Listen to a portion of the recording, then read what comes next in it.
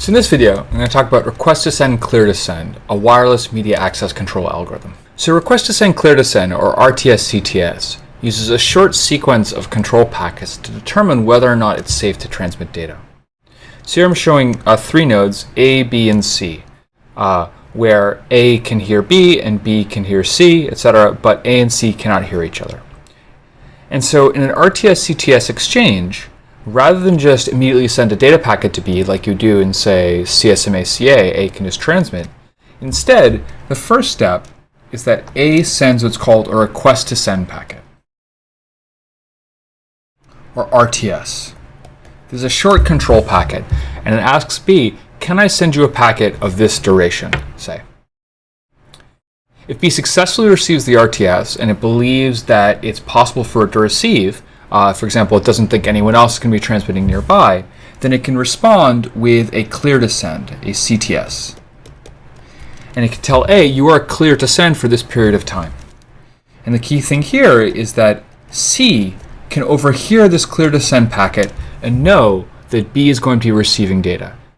Because B knows that B is going to be receiving data, it knows it shouldn't transmit during that time. And so this clear to send can prevent C from transmitting and therefore prevent, in theory, the hidden terminal problem that we see in CSMA-CA networks. So next, A sends the data, followed by B sending an acknowledgement back. So this is the basic RTS CTS exchange. An RTS followed by CTS, followed by data, followed by an ACK. Now, of course, if A sends an RTS to B and doesn't hear a clear to send, they can always retry later. There's standard backoff approaches that you see, for example, exponential backoff that you see in data transmissions in CSMA-CA. And so the point here is it's not that RTS CTS has a lower probability of, say, the hidden terminal problem, but rather what it's doing is it's pushing that problem to the control packet exchange. For example, it could very well be that A and C try to simultaneously transmit an RTS, and that causes a collision, but this won't appear as a data packet loss from A to B. Instead, it'll cause just additional RTS packets. So RTS CTS is pushing losses and collisions to the control packet exchange. So let's go back to the problems of CSMA-CA. Hidden terminals, exposed terminals, and collision or low SNR. So you can ask one by one whether or not RTS CTS helps or solves these problems. So first, hidden terminals. So RTS CTS can't solve this problem.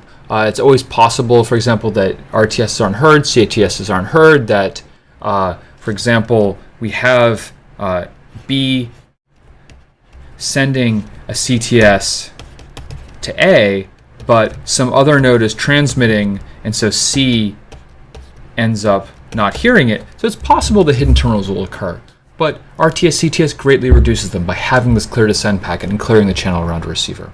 So for the most part, it doesn't solve it, but it greatly helps. So how about exposed terminals? So recall, exposed terminals are when we have a node here, let's say C. So B wants to transmit to A, C wants to transmit to D, and C won't transmit because it hears B transmitting. So in theory, it's very well possible that C could transmit to D. So B is going to send an RTS, then there will be a CTS. C doesn't hear the RTS, that doesn't hear the CTS, so it knows it can transmit. But in practice, this doesn't really work. The reason being that C doesn't want to transmit to D because A is going to send an acknowledgement. And so generally, RTS CTS won't really help you with exposed terminals. So how about collision or low SNR? Well, given that RTS CTS can reduce collisions, hidden terminals, it can help with collision or low SNR in the sense of when data losses do occur, it's more likely that they're low SNR. There's a probability that their collision is lower. It can't solve the problem, but it can help.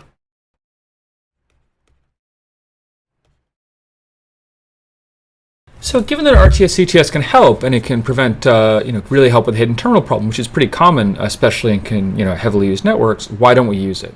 Why is it that most Wi-Fi systems today use CSMA-CA? So the reason is overhead. So recall, we have this packet exchange. We have an RTS Then we have a CTS. So the question is, how long do these packets take? Well, they're little control packets, but still, just the way Wi-Fi, for example, works is that these control packets actually have to take a significant amount of time. The reason being that unlike a data packet, which you can send at a really high speed, just to the destination, knowing that it's going to have a high signal-to-noise ratio, so you can use dense constellation, you can send it really, really fast.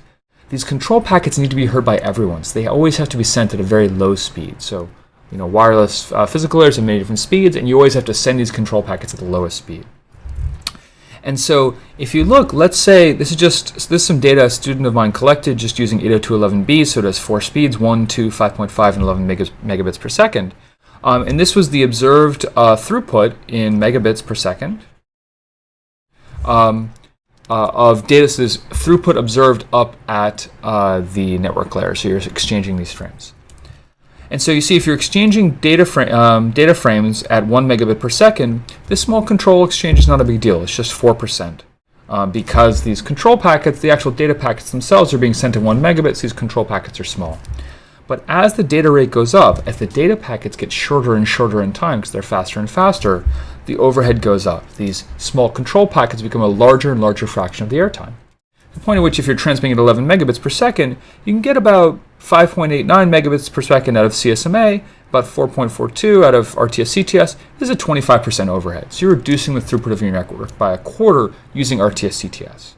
And so if you don't have collisions, if you're not having hidden terminals, the network is idle, you're taking a big hit. So one approach people have talked about is that if you see very few losses, things are working great, use CSMA. But then if you start seeing collisions, you start seeing losses, then switch over to RTS CTS to get better arbitration. So there's been some research on this. But generally speaking, people often just use CSMA.